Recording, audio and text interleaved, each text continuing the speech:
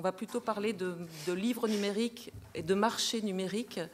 On annonce chaque année une explosion du livre numérique. Ça fait quelques années, depuis la fin des années 90, qu'on dit que demain, tout le monde lira sur une tablette un livre numérique et annonçant du coup la fin du livre. Des tablettes et des liseuses dernière génération envahissent le marché. On entend encore ces derniers jours que de nouveaux modèles dernier cri arrivent.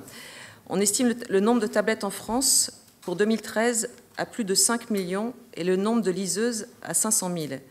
En Allemagne, les chiffres sont un peu plus importants puisque plus de 9 millions d'Allemands possèdent une tablette en 2012 et qu'ils sont 1,6 million à posséder une liseuse. Pour l'instant, pas en termes véritablement économiques, puisqu'en France, le chiffre d'affaires du livre numérique sur le total du marché du livre est de moins de 1%. Comparé au chiffre d'affaires des éditeurs, il est de, je crois, 2%. En Allemagne, il représente 7,2% du chiffre d'affaires. Le numérique représente 7,2% du chiffre d'affaires de l'édition. Mais dans les pays anglo-saxons, il est bien plus important, puisqu'en Grande-Bretagne, il est de 12%, le chiffre d'affaires du numérique du chiffre d'affaires des éditeurs dans le numérique. On voit donc que le livre numérique progresse à petits pas, sans le raz-de-marée qu'on nous annonce régulièrement. Alors peut-être est-ce que c'est une période pour les éditeurs, une période qui leur permet d'investir dans ce secteur, de transformer leur manière de travailler et de se préparer peut-être à un raz-de-marée éventuel. Je vais me tourner vers M. Vincent Montagne pour lui demander justement en quoi le numérique a-t-il affecté l'édition et en quoi il bouleverse finalement le métier. La relation au livre aux États-Unis est très différente de ce que nous avons ici en Europe. Et donc je crois qu'il faut comprendre aussi que les États-Unis sont un pays immense, que le commerce de centre-ville a été très compliqué aux États-Unis, donc des chaînes de librairies entières disparaissent pour des raisons économiques qui sont plus liées à l'augmentation des loyers qu'au livre lui-même. Donc il faut voir la croissance du numérique aux États-Unis à rebours. Il faut l'avoir comme un outil de service au lecteur qui est indispensable parce que le lecteur, sinon, n'aurait pas accès à ces livres. Donc, les premiers livres que l'on vend aux États-Unis et qui font le chiffre d'affaires en numérique, ce sont des best-sellers et ils touchent les grands lecteurs. Donc, partant de là, il faut aussi comprendre qu'en France, en Allemagne, les réseaux de librairies sont extrêmement étoffés. Et par conséquent, les difficultés des libraires en Europe sont plus également liées à des conditions économiques, de conjoncture, de loyer, qu'à la disparition du livre face au numérique. Si on part de ce point de vue-là, on relativise les choses au sens où il n'y a aucun frein des éditeurs par rapport au numérique. La rentrée littéraire en France, sur les 350 ou 400 romans qui sortent, plus de 90% ont leur version en numérique. Donc il n'y a aucun problème sur le fait que les éditeurs ont la volonté de déployer le numérique. Et quand on dit que le chiffre d'affaires est de 2 ou de 3%, il est même moins que ça en numérique parce que là-dedans, il y a le chiffre d'affaires des ouvrages en B2B, notamment le juridique et le médical.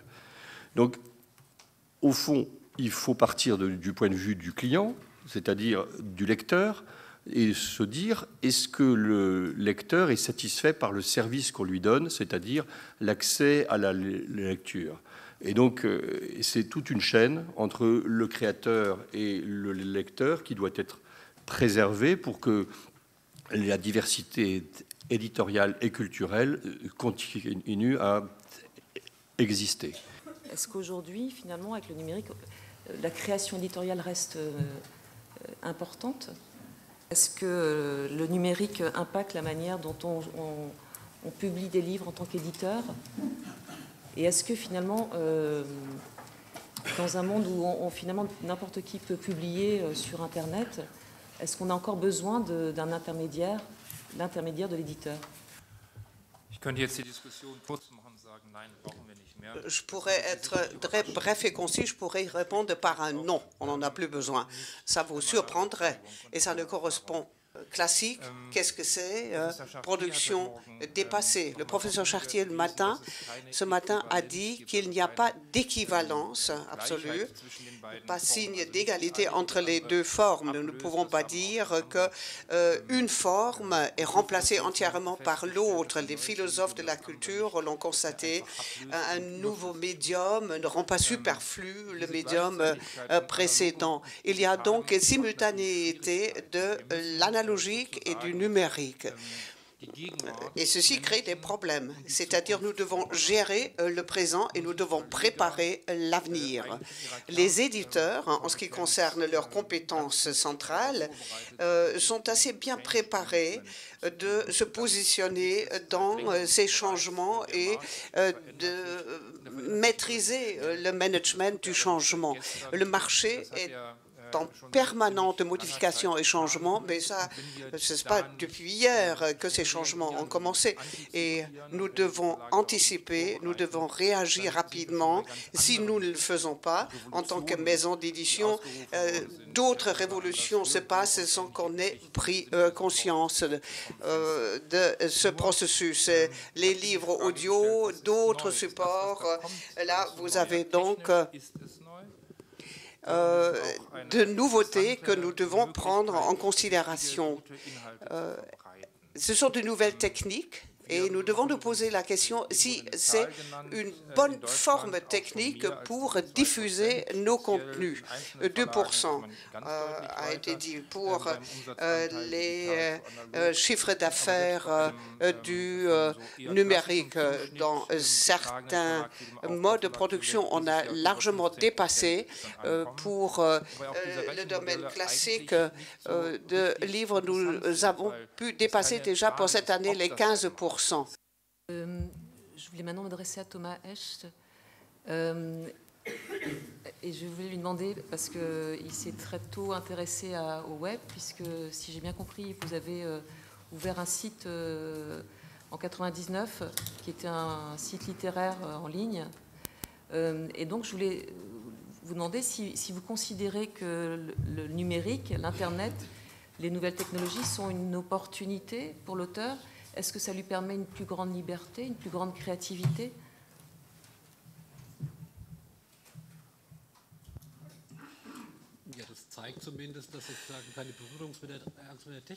Ça montre tout d'abord que sur le plan technique, j'ai de grandes affinités avec la technique. J'ai toujours essayé de tester et d'appliquer les formes techniques modernes. Pour moi, la ligne de séparation ne dépasse pas entre les différents médias. Est-ce que la diffusion et la distribution se fait par une maison d'édition ou par l'ordinateur? Ce n'est pas la question qui m'intéresse le plus, c'est le résultat qui m'intéresse. Quels sont les résultats auxquels nous arrivons?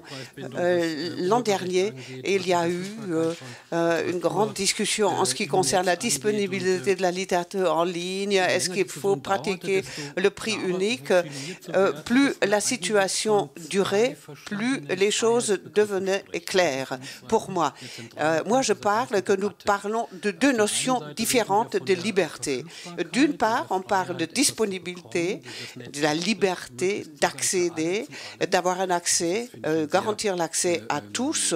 Je trouve que c'est une notion assez économique de la liberté. Et pour moi, l'autre notion de la liberté qui m'importe le plus et sur laquelle je mets l'accent, c'est la liberté qui n'est pas forcément liée aux médias du livre, c'est plutôt la solitude du lecteur avec le livre, c'est-à-dire donner au lecteur la possibilité d'établir une relation intime. Finalement, c'est une répétition de la relation intime entre l'auteur et le texte.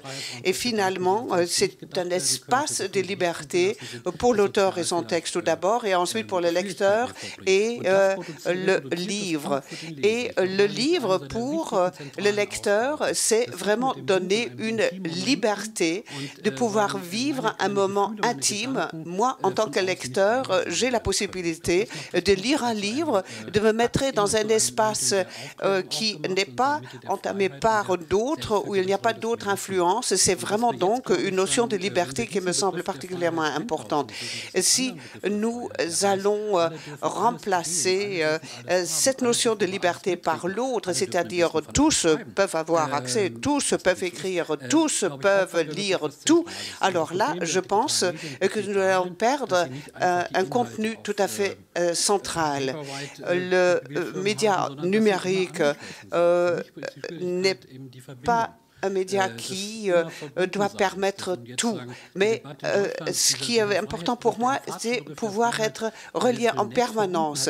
Cette liberté que nous avons pu acquérir grâce au développement du web au cours des dernières années, c'est donc une expérience où nous voyons que maintenant, on arrive à un point où nous devons remettre en cause ce que nous avons connu dans le passé. Tout doit devenir public. C'est donc là l'exigence. Est-ce qu'il y a encore un espace privé? Il semblerait que non. Et ainsi, on sacrifie cette deuxième liberté. Alors, cet espace où je suis seul avec le livre, où je peux faire mes notes, et personne ne le sait. Personne ne sait où je fais une remarque, où je fais une remarque en marge de page. Ça, c'est vraiment mon espace. Et c'est là... Jean-Claude Bologne, donc vous êtes président de la GDL, représentant les auteurs en France. Donc le numérique redistribue ou va redistribuer la valeur sur la chaîne entre auteurs, éditeurs. Quel est l'équilibre qui se profile entre les différents acteurs de la chaîne? Il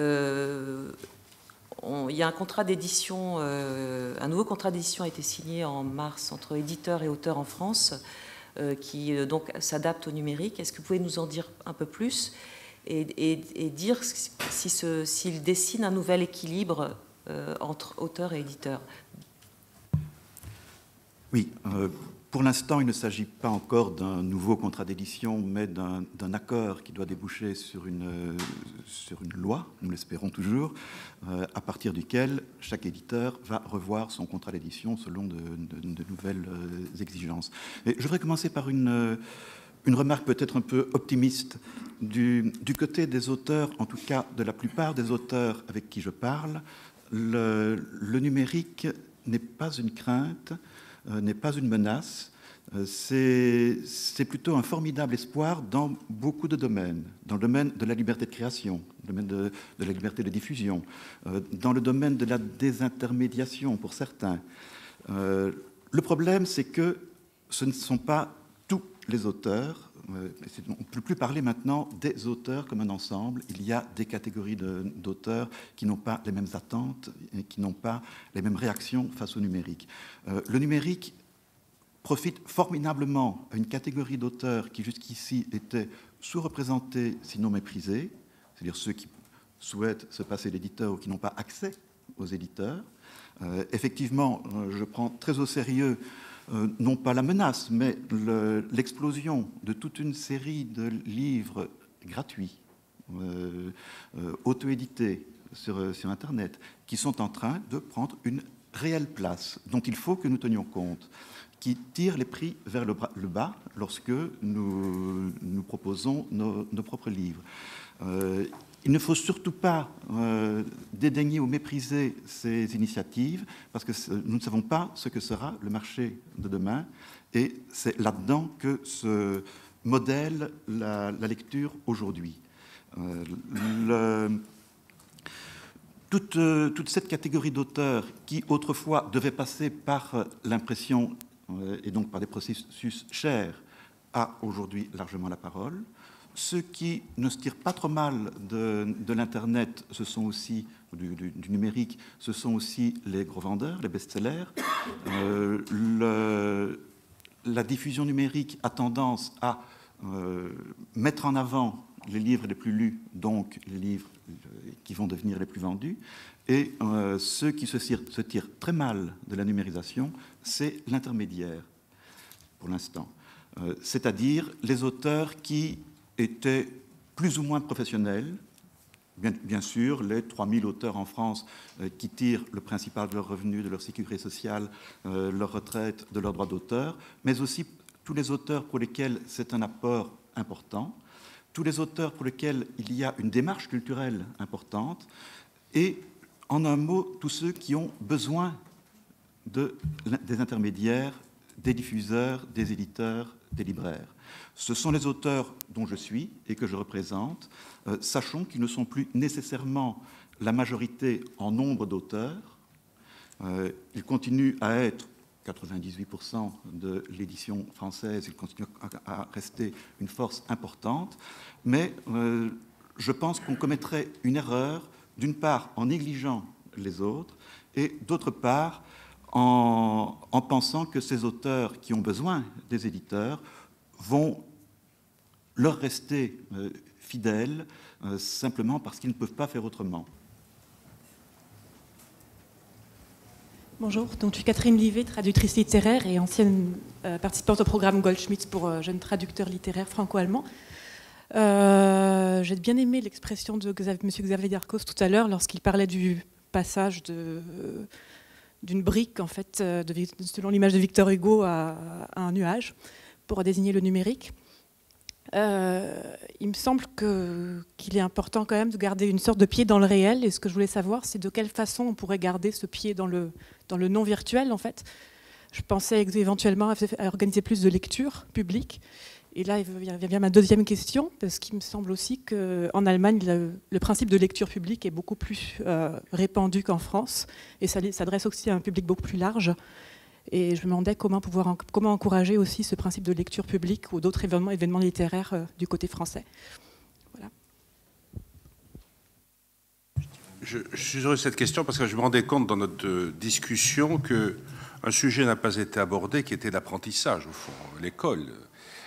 Toutes les questions que nous posons ici sont des questions qui, évidemment, ont un caractère technique et qui renvoient à des problèmes extrêmement complexes qui sont évoqués ici par des gens dont le métier est de gérer l'édition et les droits des auteurs. Mais fondamentalement, quand même, le livre, c'est le premier outil pédagogique. C'est par là que les choses commencent. Et on ne voit pas, pour l'instant, me semble-t-il, dans les pratiques usuelles de la formation initiale, dans les propédeutiques culturelles, on ne voit pas encore le livre disparaître, et loin de là. On voit apparaître les tableaux blancs interactifs, on voit apparaître des écrans dans les écoles, bien entendu. Mais fondamentalement, quand même, la première pratique culturelle des jeunes, c'est le livre. Et de ce point de vue-là, le métier des pédagogues et des responsables politiques en général, c'est de sauvegarder les espaces de lecture, des espaces de recherche de lecture, des lieux où l'on lit. La lecture publique n'a pas régressé. Ce qui est nouveau, c'est qu'à l'intérieur des espaces de lecture publique, il y a maintenant des espaces numérisés d'accès à des savoirs par Internet. Voilà, de plus en plus. Mais je suis toujours frappé, je me rappelle en particulier dans l'émission qui a été les miennes naguère dans l'éducation nationale en France, lorsqu'on visite quand même une ville moyenne, une bibliothèque, on voit beaucoup de jeunes qui sont par terre en train de lire des livres, souvent des bandes dessinées, peu importe. Enfin, c'est un lieu dans lequel ils sont avec les livres. Et donc, la révolution annoncée, elle est peut-être vraie pour des politiques éditoriales immédiates, pour des carrières d'écrivains. Elle n'est pas encore complètement installée dans les pratiques d'initiation culturelle. Du moins, c'est l'impression que j'ai. Bien, nous allons clore le débat.